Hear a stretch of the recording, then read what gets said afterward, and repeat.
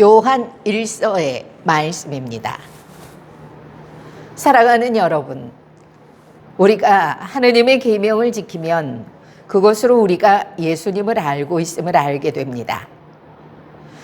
나는 그분을 안다 하면서 그분의 계명을 지키지 않는 자는 거짓말쟁이고 그에게는 진리가 없습니다. 그러나 누구든지 그분의 말씀을 지키면 그 사람 안에서는 참으로 하느님 사랑이 완성됩니다. 그것으로 우리가 그분 안에 있음을 알게 됩니다. 그분 안에 머무른다고 말하는 사람은 자기도 그리스도께서 살아가신 것처럼 그렇게 살아가야 합니다. 사랑하는 여러분, 내가 여러분에게 써보내는 것은 새 계명이 아니라 여러분이 처음부터 지녀온 옛 계명입니다.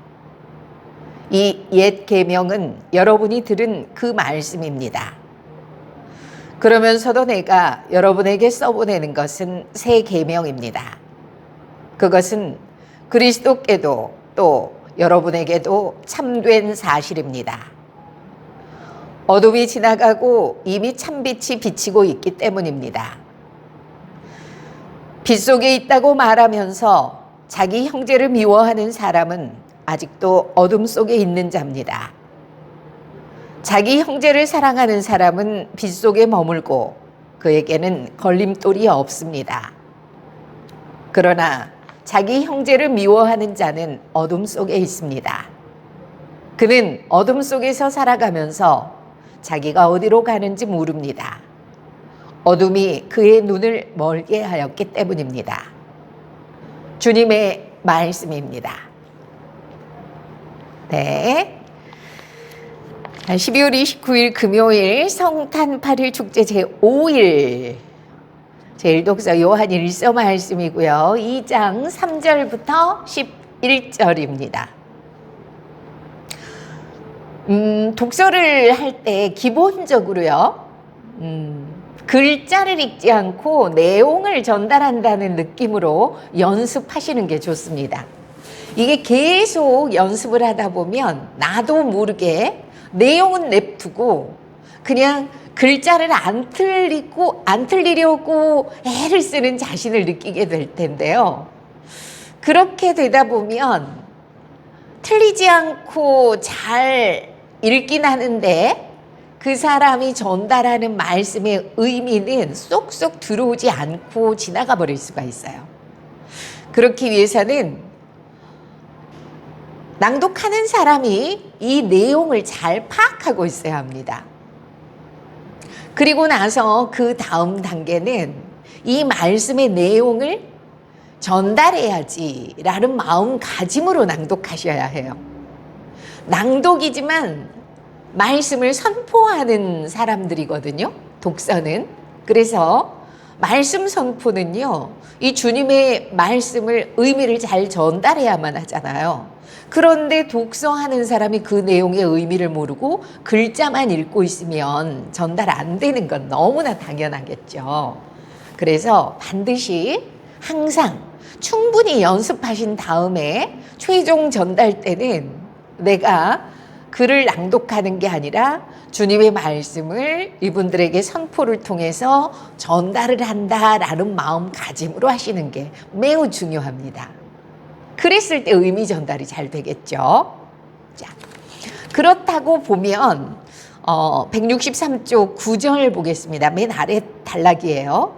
빛 속에 있다고 말하면서 자기 형제를 미워하는 사람은 아직도 어둠 속에 있는 자입니다. 내용을 한번 생각해 봅시다. 이 9절은요. 정확하게 세 토막을 낼 수 있어요. 저는 꾸러미라는 표현을 쓰고 있잖아요. 세 개의 꾸러미로 나눌 수가 있어요. 빛 속에 있다고 말하면서 그러면서도 자기 형제를 미워하는 사람. 그 사람은 뭐예요? 아직도 어둠 속에 있는 자입니다. 이렇게 의미 전달되는 어절끼리 한 꾸러미 만들어줬어요. 그랬을 때 세 꾸러미가 이 한 구절 안에 있습니다. 그걸 정확하게 구분을 해서 쉬어주는 겁니다. 이랬을 때 의미 전달 잘 할 수 있고요. 또 예독을 할 때도 이렇게 파악을 해서 내가 내용을 숙지하는 거죠. 내가 잘 숙지하게 되었을 때 잘 전달할 수 있을 테니까요. 이게 바로 끊어읽기하고도 밀접한 연관이 있습니다. 끊어읽기가 중요한 이유가 내용을 충분히 내가 예독을 통해서 파악을 하고 내가 파악하고 있기 때문에 또 내용을 잘 전달할 수 있어요. 끊어읽기를 통해서. 그래서 이 꾸러미 엮기 형태의 띄어읽기가 그만큼 중요하다는 겁니다. 10절도 보겠습니다. 자, 큰 꾸러미로 한번 구분해 볼게요. 자기 형제를 사랑하는 사람은 이게 큰 꾸러미예요. 꾸러미 1. 그 다음 빗속에 머무르고 죄송합니다. 자기 형제를 사랑하는 사람은 빗속에 머무르고 여기까지가 큰 꾸러미 1. 그 다음에 그에게는 걸림돌이 없으면 꾸러미 2예요. 그런데 앞에 1 꾸러미가 너무 길죠. 그럼 또 소분을 합니다. 작은 꾸러미로 나눠줍니다. 단위가 또 나뉘게 되죠. 자기 형제를 사랑하는 사람은 한번 끊고 빗속에 머무르고예요. 그런데 이 소분해서 나누는 꾸러미는 반숨만 쉬고 얼른 가져야 해요. 큰 꾸러미는 한숨을 크게 쉬어주고요. 그 안에 소분한 꾸러미는 반숨 쉬어주고요. 안 그러면 다 한숨씩 다 쉬어주면 전체적으로 의미의 전달이 희박해져요. 왜냐하면 뚝뚝뚝 끊기기 때문이죠. 그래서 이렇게 되겠죠. 자기 형제를 사랑하는 사람은 빗속에 머무르고 한숨, 그에게는 걸림돌이 없습니다.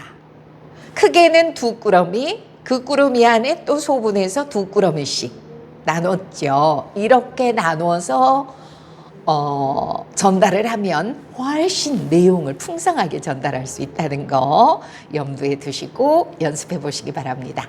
오늘 또 평화를 빕니다.